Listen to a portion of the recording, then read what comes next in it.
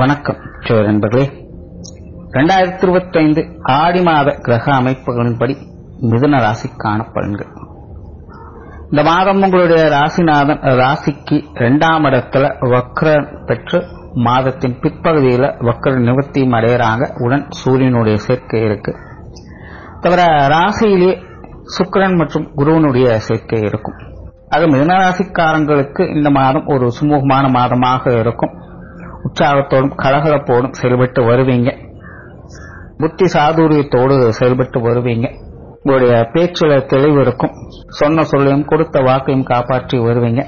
சமயோகித புத்திசாலித்தனத்தோடு செயல்பட்டு வருவீங்க. அனுசரிப்புத்தன்மையும் மற்றவர்களுக்கு உதவக்கூடிய தன்மையும் அதிகரிக்கும். எதிலும் சமாதானத்தை அதிகம் விரும்பி வருவீங்க.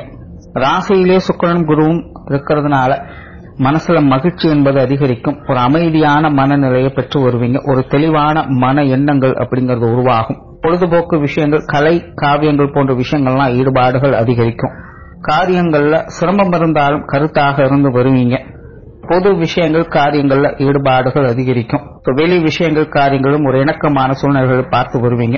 அதே போல குழந்தைகள் சம்பந்தப்பட்ட விஷயங்கள், நண்பர்கள், உறவினர்கள் சார்ந்த விஷயங்கள்லாம் ஈடுபாடுகள் அதிகரிக்கும். இவங்க வகையிலும் ஒரு அமைதியான ஒரு சுமூகமான விஷயங்களை எதிர்பார்க்க முடியும்.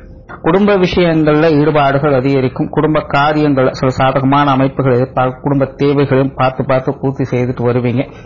பொருளாதார நெருக்கடிகள் அப்படிங்கிறது கொஞ்சம் இருக்கத்தான் செய்யும். ஆகையினால குடும்பத்துக்குள்ள சின்ன சின்ன மனக்குறைகள் அப்படிங்க வந்து போகும். பட் இருந்தாலுமே பொதுவான நிலைகள், குடும்ப விஷயங்கள், காரியங்கள், குடும்பத்தில் இருக்கிறவங்களுடைய சப்போர்ட் இதெல்லாமே உங்களுக்கு கொஞ்சம் சாதகமாக இருக்கு. ஆகையினால இதெல்லாமே கொஞ்சம் சமாளிக்கக்கூடிய விஷயங்களாக பார்த்து விடுவீங்க.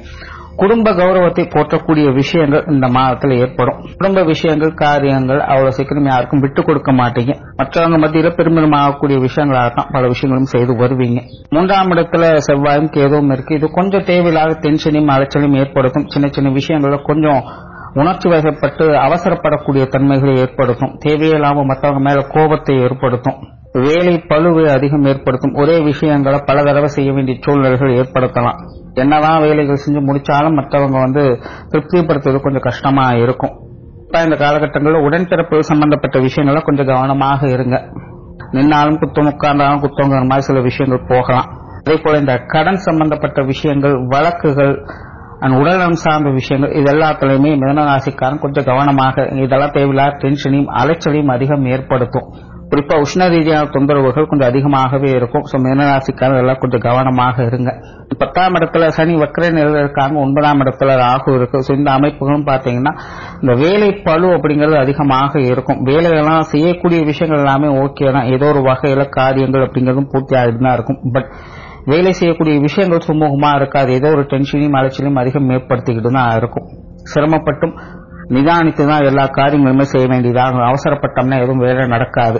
சடனா சில விஷயங்கள், காரியங்கள் ஏற்பட்டணும். என்ன செய்யறது அப்படின்னு புரியாத ஒரு குழப்பமான நிலைகள் இருக்கும். பட் எப்படியோ முடிவுகள் அதை செஞ்சு முடிச்சுடுவீங்க.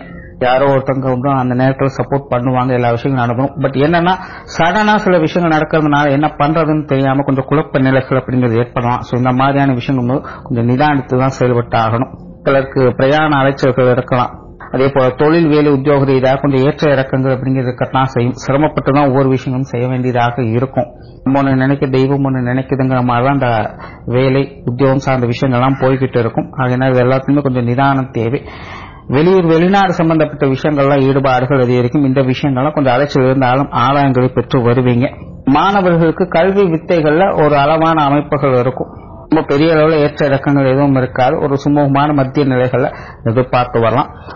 மிதுன ராசியை பொறுத்த வரைக்கும் இந்த மாதம் தனிப்பட்ட முறையில் உற்சாகத்தோடும் கலகலப்போடும் காணப்பட்டு வருவீங்க.